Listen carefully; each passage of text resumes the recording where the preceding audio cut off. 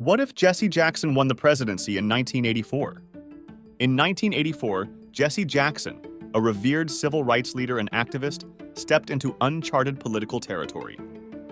He ran for president, armed with a message of hope, justice, and equality. Though he didn't secure the Democratic nomination, his campaign resonated with millions, pushing the boundaries of what a presidential race could mean for marginalized Americans. But what if history had unfolded differently? What if Jesse Jackson had not only won the Democratic primary, but also defeated Ronald Reagan to become the 40th president of the United States?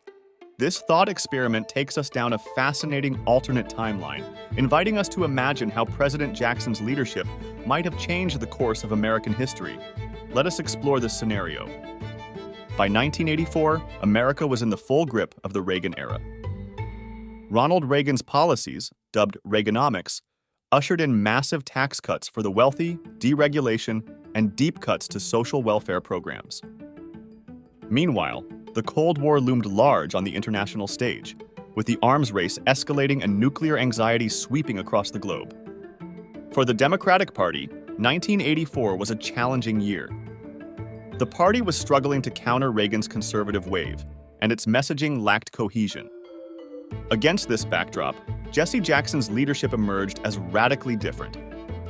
His platform rejected the status quo, calling for economic fairness, investment in disadvantaged communities, and a diplomacy-first approach to international affairs.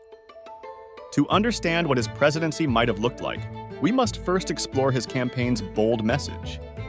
At the heart of Jackson's campaign was the Rainbow Coalition, an idea rooted in racial justice and economic equality.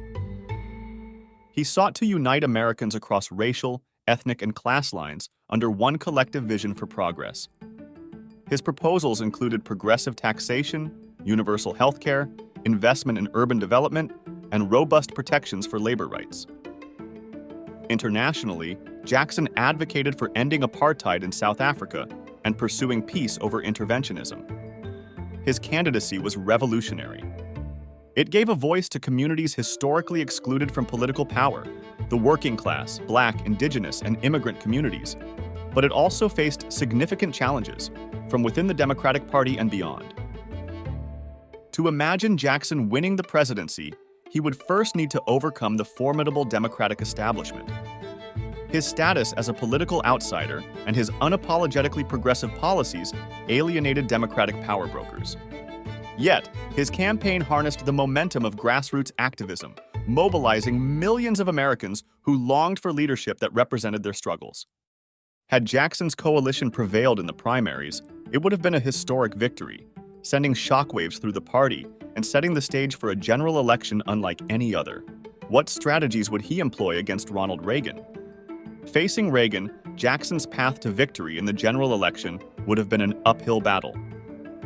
Reagan was a master communicator, beloved by many for his optimism and charm. However, Jackson possessed a distinct advantage. He could energize communities that traditional Democratic candidates often ignored. By mobilizing working-class voters, communities of color, and young people, Jackson could have disrupted the Reagan coalition. His campaign may have centered on addressing income inequality, holding corporations accountable for their influence, and reversing the adverse effects of Reaganomics. While fear-mongering and racial stigmatization would likely have plagued Jackson's campaign, his message of unity and justice could have resonated with those left behind by America's economic boom. If Jackson prevailed, election night in 1984 would be remembered as a turning point in history.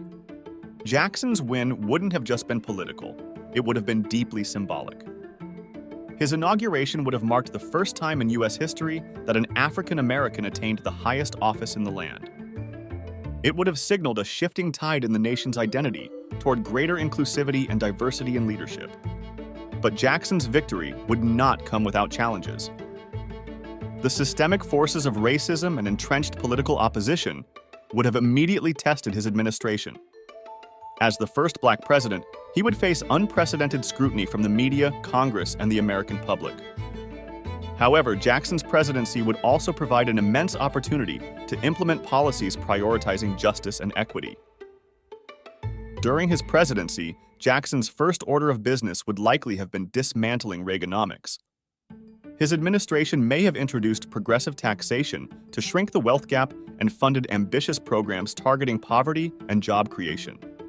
Urban communities, many of which bore the brunt of disinvestment and unemployment, could have seen revitalization efforts prioritizing affordable housing, infrastructure, and education. Nevertheless, opposition to these policies would have been fierce. Lobbyists, conservative lawmakers, and even some moderate Democrats would have sought to obstruct Jackson at every turn.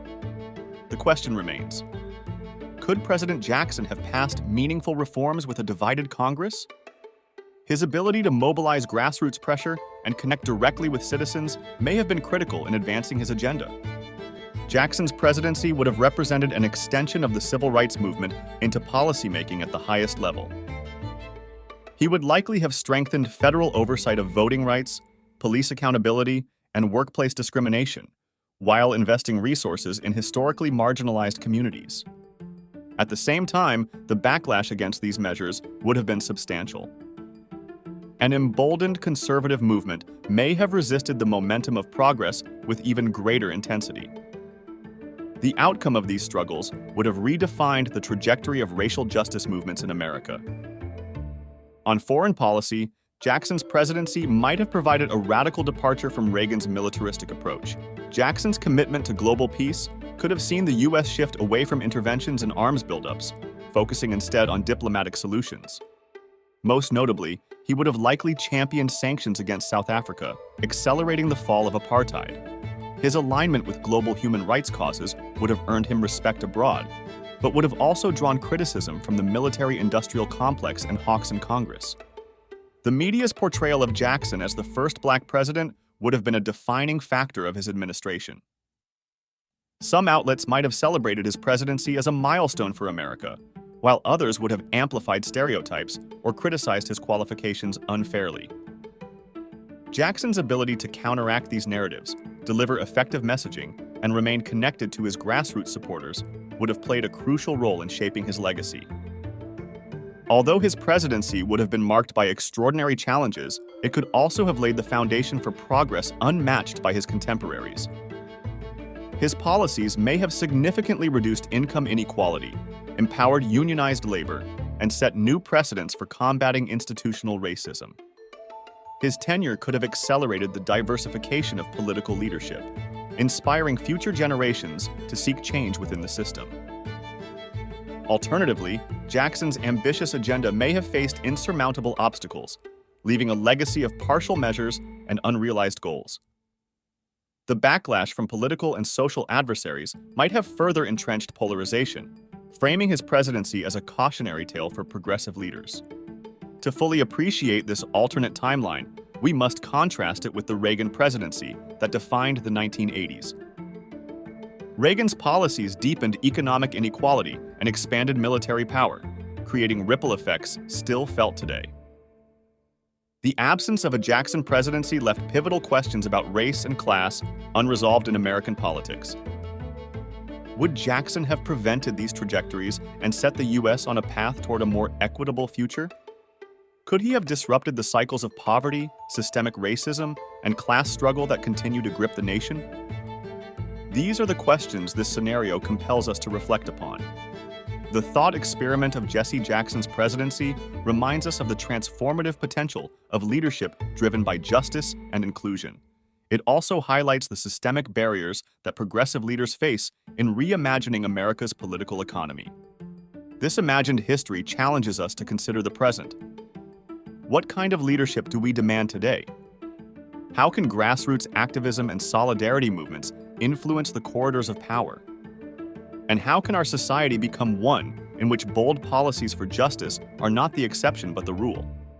Jesse Jackson's campaign in 1984 was, in itself, a historic event. Though he didn't win, he redefined who could run for the presidency and expanded the boundaries of American political discourse.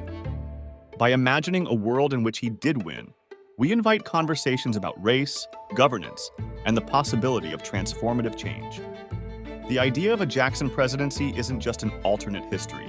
It's a mirror reflecting our aspirations and a challenge to the systems that hold back progress.